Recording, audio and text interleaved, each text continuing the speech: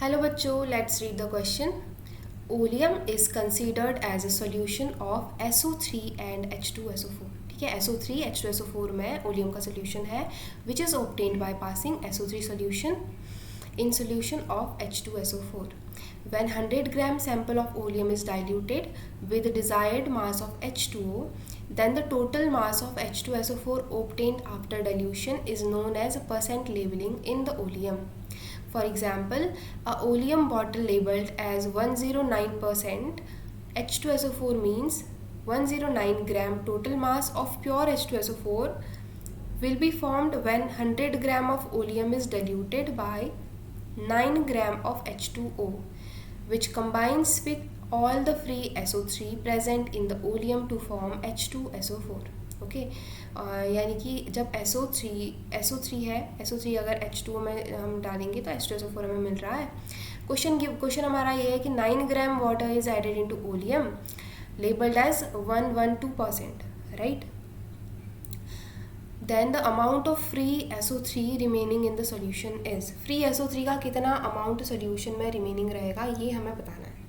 ठीक है बच्चों, चलो प्रोसीड करते हैं. देखो, ओके, तो गिवन इन्फॉर्मेशन के हिसाब से हमें क्या पता है. हमें ये पता है कि अगर ये बोल रहा है 112% H2SO4 से वो लेबल्ड है, इसका मतलब ये है कि 12 ग्राम मास ऑफ H2O यूज़ हुआ है. ठीक है, देखो यही तो बोल रहा है.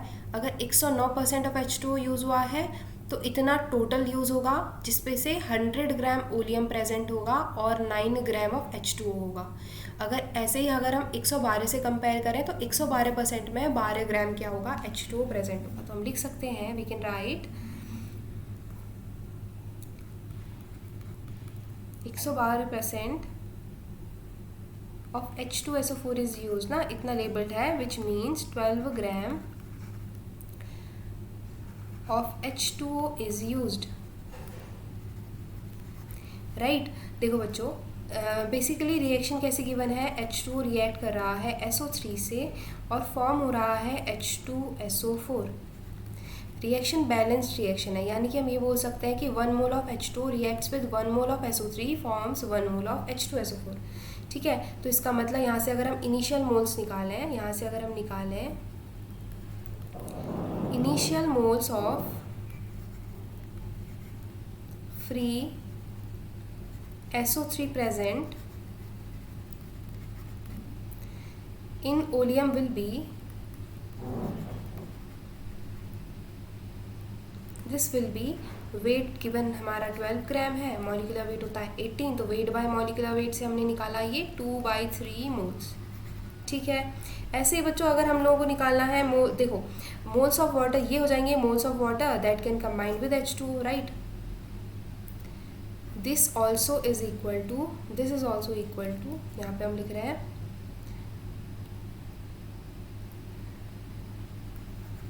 Moles of water that can combine with SO3. ठीक है, बट क्वेश्चन में बोल रहा है 9 gram of water is added into oleum sample, right. 9 gram of water added है, तो अगर हम इसी क्वेश्चन के हिसाब से प्रोसीड करें तो मोल्स ऑफ हमें मिलेंगे moles of free SO3 combined with water, हमें मिलेंगे moles of free SO3 combined with water,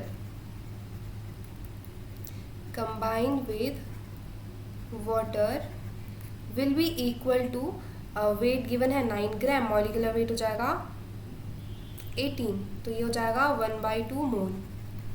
ठीक है, इन दोनों ही इंफॉर्मेशन से हमें क्या पता चला, हमें ये पता चला है बच्चों, इससे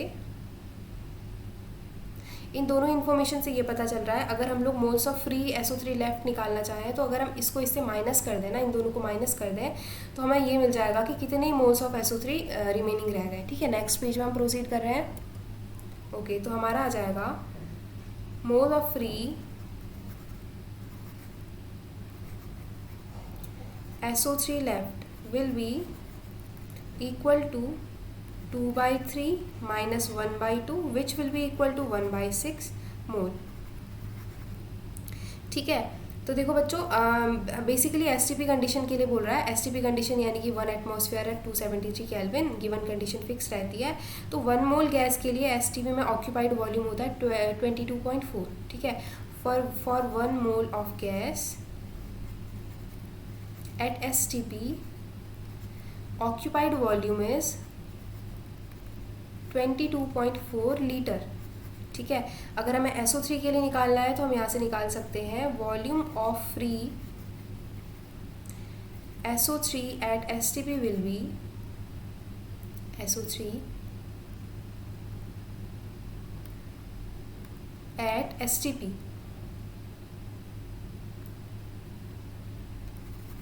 STP विल बी, देखो क्या हो जाएगा, हम लोग को 1/6 मोल्स ऑक्यूपाई हो रहे हैं, ठीक है। लेफ्ट जितने भी रिमेनिंग मोल्स हैं वो मल्टीप्लाइड बाय वॉल्यूम जितना भी ऑक्यूपाई होता है एसटीपी पे, ठीक है। एसटीपी पे 22.4 वॉल्यूम ऑक्यूपाई होता है और 1/6 मोल लेफ्ट है SO3 के। तो फ्री SO3 कितना अवेलेबल होगा, इतना, ठीक है। इसको हम सॉल्व करेंगे, ये आ रहा है हमारा 3.731, ठीक है। ऑप्शंस देख लेते हैं, हमारा आ रहा है 3.73, ये हमारा आंसर हो जाएगा एट STP। हमारा आंसर है ऑप्शन सी। आई होप आप लोगों को समझ में आया बच्चों, थैंक यू।